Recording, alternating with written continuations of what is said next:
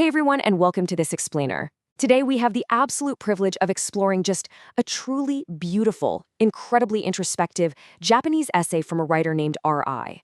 It's titled, Do You Believe in Yourself? An INFJ Reflection. And I've got to tell you, it's a wonderful, deeply personal piece that I really believe is going to make you completely rethink the true nature of self-confidence. We're going to evaluate what it really means to trust your own mind. I am just so excited to favorably highlight R.I.'s brilliant insights with you today because there's a whole lot of great stuff to unpack here. Okay, let's dive right into this. REI starts the essay with this really bold, yet remarkably quiet assertion. They write, if asked if I believe in myself, I would answer that I do. You know, there's something just incredibly refreshing about this specific type of confidence, isn't there? It's not loud, it's definitely not boastful, and it's not trying to prove anything to anybody else. It is really just a simple, grounded statement of personal fact. But, and this is key, REI immediately clarifies what this statement actually means in practice. And I absolutely love this paradigm shift. I mean, we so often fall for the myth of confidence, right? That totally exhausting idea that you have to be this flawless perfectionist, literally never failing, and making absolutely no mistakes. But true confidence? It's quite different. REI puts it like this. Even if I make a mistake, it's fine. I can recover. So true self-belief isn't about some arrogant perfection. It is deeply rooted in resilience. It's just having that underlying knowledge that, hey, even if I mess up, I can handle the fallout. Now, what's really interesting about this slide is how REI views the actual application of this confidence. They point out that confidence should be your default state. It's not a prerequisite for action. REI writes that they never really had to, forcefully pump themselves up to move forward. They never just waited around until they felt confident enough to take that first step. Belief is simply their baseline. It's like, before they even consciously realize it, they're already choosing their next step, all while just coasting in that steady state of belief. So how does this actually play out in REI's real life? Well, it happens through this beautifully organic process, which is actually very characteristic of the INFJ-A personality type. Step 1 is simply relying on intuition, making decisions based on that deep gut feeling. Step 2 is moving forward without a single regret once that choice is made. And step 3? It's letting those individual dots connect into a line over time.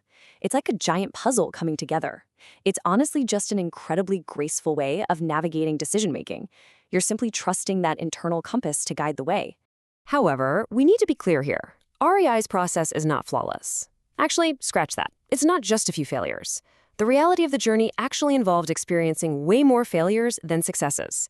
REI is super open and honest about this in the essay. They are accumulating all these intuitive choices, and mathematically speaking, a lot of them just don't work out. But you know what makes this mindset so wonderfully forgiving? It's the fact that they never lose their foundational self-trust. Those repeated failures, they never shatter that core belief in their ability to just recover and keep going. And this brilliantly illustrates what happens when things don't go perfectly. Think about it. We almost always view doubt as a weakness, right? Like it's some sort of character flaw. But REI reframes doubt entirely.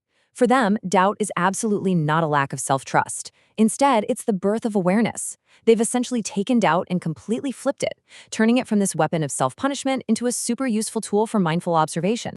Let's just sit with REI's exact translated words here for a second. I doubt many things, but that is not directed at myself. It is born as awareness.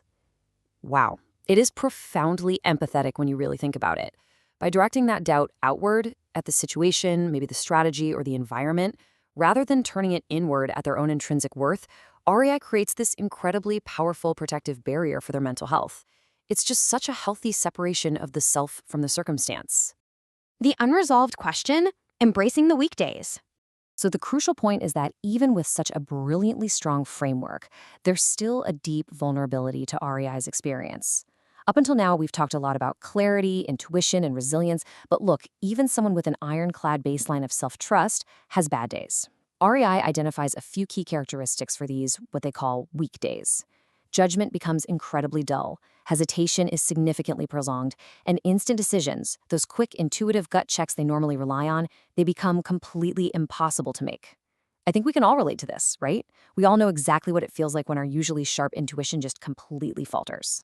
And when these days arrive, especially when they really persist, REI poses this beautiful, unresolved question.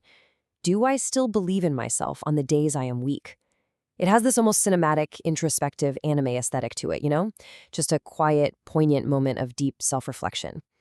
When the mental tools you normally rely on just aren't working, does that foundational trust actually remain intact? They actually rephrase the inquiry even more poetically here.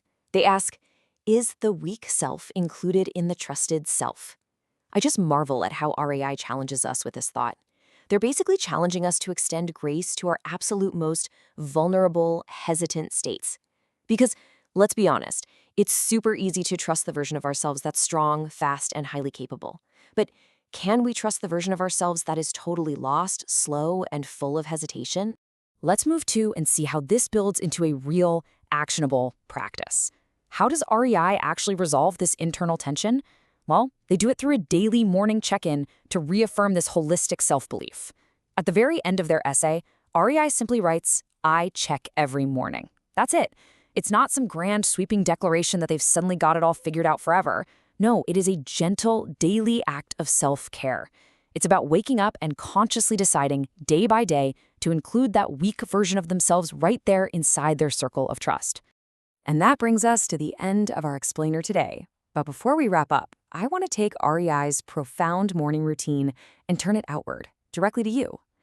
When you face your weakest days, is that version of you still included in the self you trust?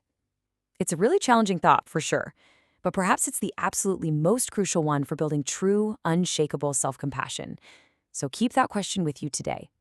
Thank you so much for hanging out and joining me to explore this truly wonderful essay. I can't wait to unpack more fascinating insights with you next time.